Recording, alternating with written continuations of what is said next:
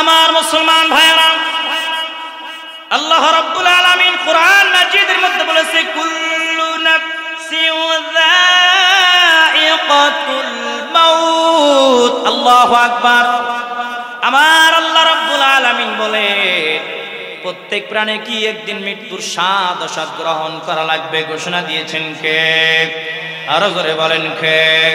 ও নবীর আশিকের দল, আল্লাহ রাব্বুল আলামিন অপর আয়াতের মধ্যে বলেছে আইনামা তাকুনু ইউদরিকুমুল মাউত ওয়ালাউ কুনতুম ফি বুরুজিম মুশাইয়াদা।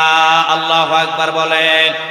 আমার আল্লাহ রাব্বুল আলামিন বলে তোমরা যেখানেই থাকো না কেন, তোমরা যদি লোহার দুর্গের মধ্যে গিয়ে অবস্থান করো, মরণ তোমাদেরকে সেখানে গিয়ে লইবে গিরি। যতই করো বাহানা, মরণ তোমায় ছাড়বে না। ঠিক কিনা জোরে খান।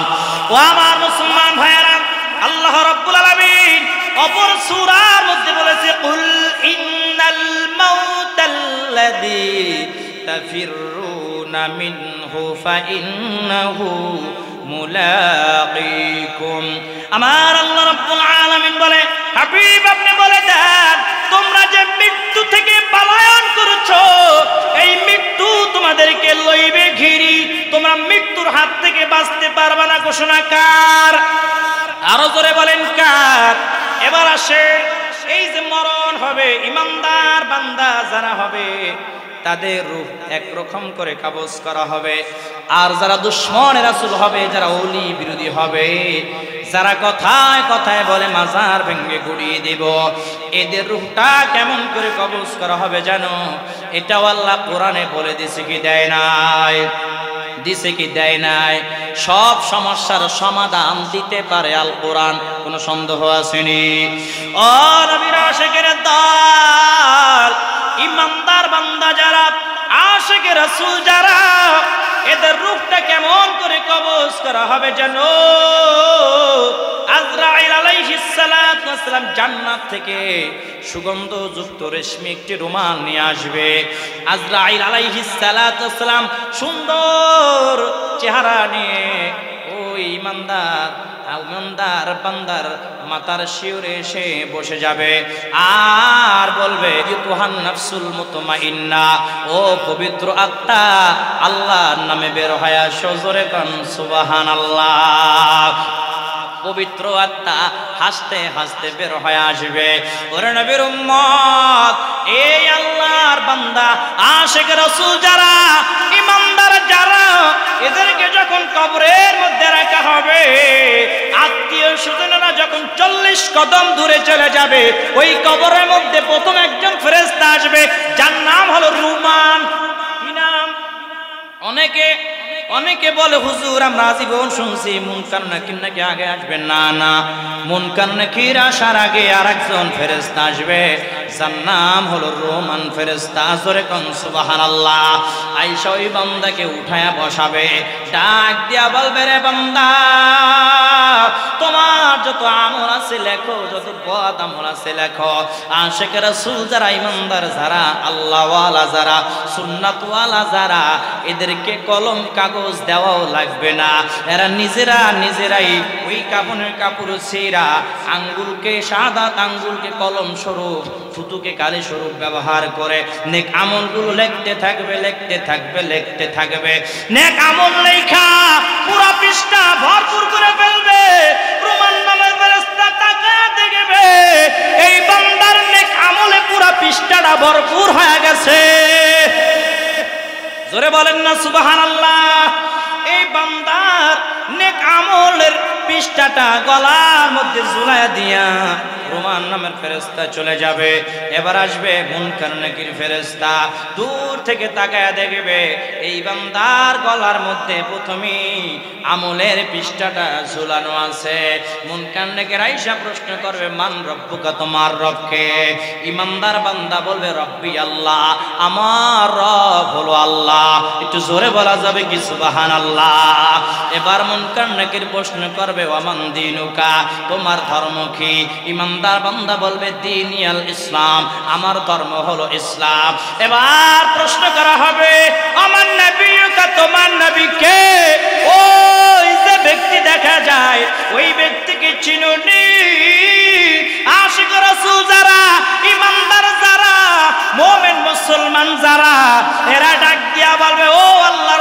অবস্থা, ওই ব্যক্তিকে কেন চিনব না?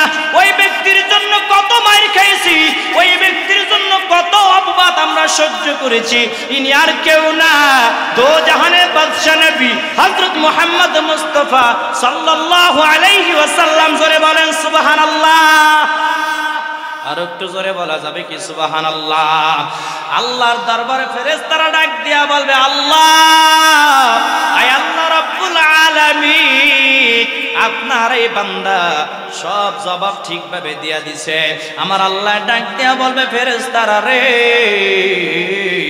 আমার এই বান্দার কবরকে প্রশস্ত করে দাও, আর কবরের সঙ্গে জান্নাতের কানেকশন লাগায়া দাও। জোরে বলেন না সুবহানাল্লাহ। ও নবীর আশিকের দল, শুধু তাই নয়, শুধু তাই নয়, এবার বেঈমান বান্দাদের অবস্থা কি হবে এইটা বইলেই ওয়াজ ক্লোজ কইরা দিব। যে রাতের একটা বেজে যাচ্ছে। ওরে নবীর উম্মত, বেঈমান বান্দাদের রূহ কেমন ভাবে কবজ করা হবে জানো? দুশমনের রাসূল যারা, এদের রূহটা কেমন করে কবজ করা হবে জানো? জীবিত একটি বকরিকে যদি এইভাবে উল্টায়া বেঁধে চামড়া যদি ছিলানো হয়, জীবিত অবস্থায় চামড়া যদি ছিলানো হয়, যেরকম কষ্ট না হয় তার চাইতে হাজার কোটি গুণ কষ্ট দিয়া বেঈমানদের দুশমনের রাসূলদের রূহগুলো কবজ করা হয়।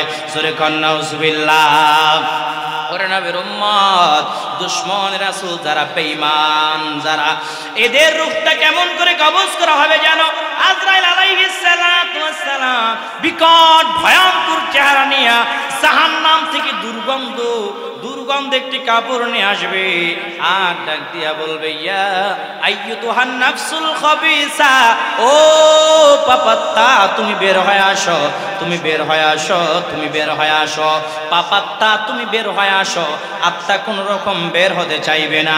দেখবেন অনেক মানুষ মৃত্যুর আগ মুহূর্তে ঘরের এক কিনারায় তাকায়া তাকায়া বড় বড় চোখ করে ফেলে। আসে না নাই?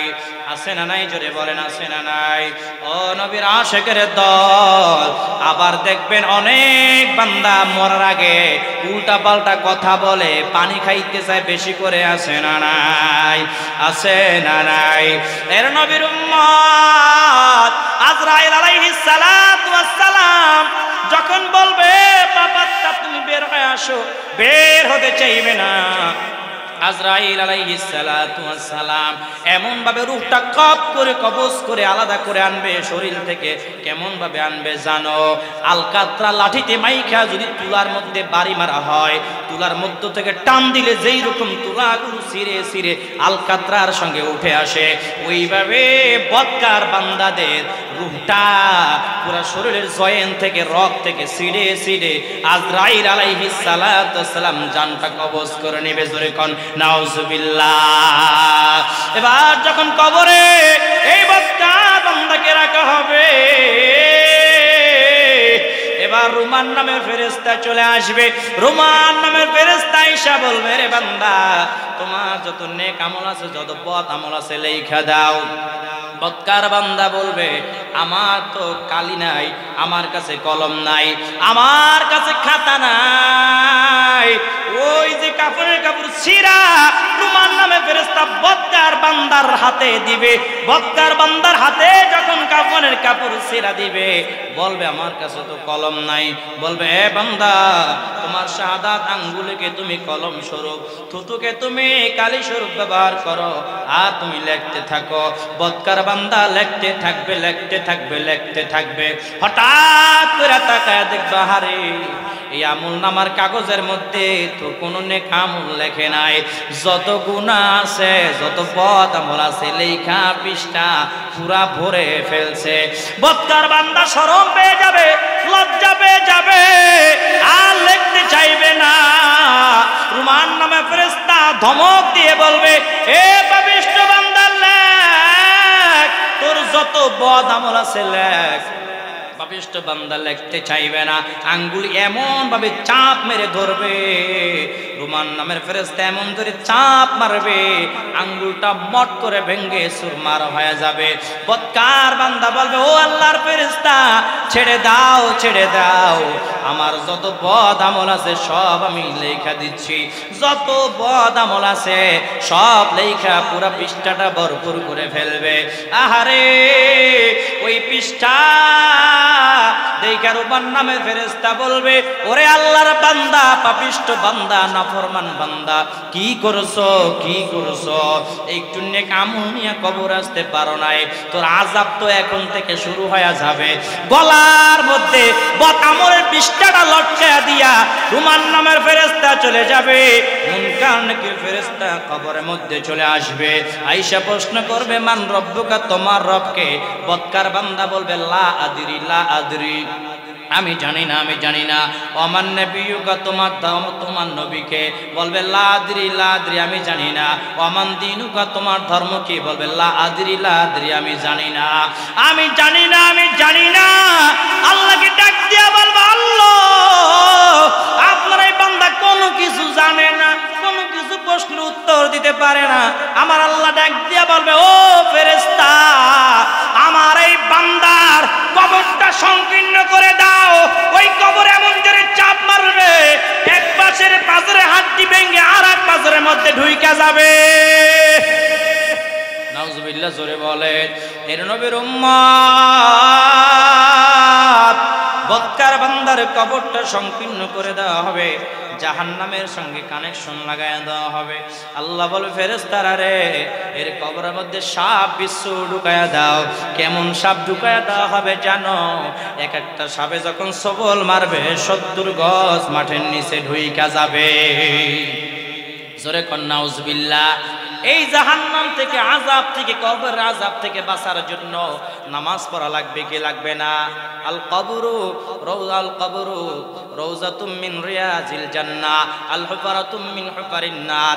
আমার নবীজি বলেছে, কবরটা কার জন্য? জান্নাতের বাগান, আর কবরটা কার জন্য? জাহান্নামের গর্ত হয়ে যাবে। ঠিক কিনা? জোরে কান। জান্নাতের বাগান হবে, ফুলের বাগান হবে কাদের জন্য? নামাজ পড়বে যারা, দয়াল নবীজিকে ভালোবাসবে যারা, তাদের জন্য। ঠিক কিনা? জোরে বলে। জাহান্নামের গর্ত হবে কাদের জন্য জানো? নামাজ পড়বে না যারা, দুশমনে রাসূল হবে তারা, তাদের জন্য কবরটা জাহান্নামের গর্ত হয়ে যাবে। ঠিক কিনা? জোরে খান। তাহলে এই মৃত্যুর 15 মিনিটের ওয়াজ থেকে আমি টিউটার নিলাম। মূল হলো এই মৃত্যুর, এই কবরের আযাব থেকে যদি বাঁচতে চান 5 ওয়াক্ত নামাজ পড়া লাগবে, দয়াল নবীজিকে ভালোবাসা লাগবে। ঠিক কিনা? আল্লাহ বলেছে সূরা আল ইমরানের 4 নম্বর রুকুর 31 নম্বর আয়াত, কুল ইন কুনতুম তুহিব্বুনাল্লাহ ফাত্তাবিউনি ইউহিব্বুকুমুল্লাহ ওয়া ইয়াগফির লাকুম যুনুবাকুম ওয়াল্লাহু গফুরুর রহিম। আল্লাহ বলেছে, হাবিব আপনি বলে দেন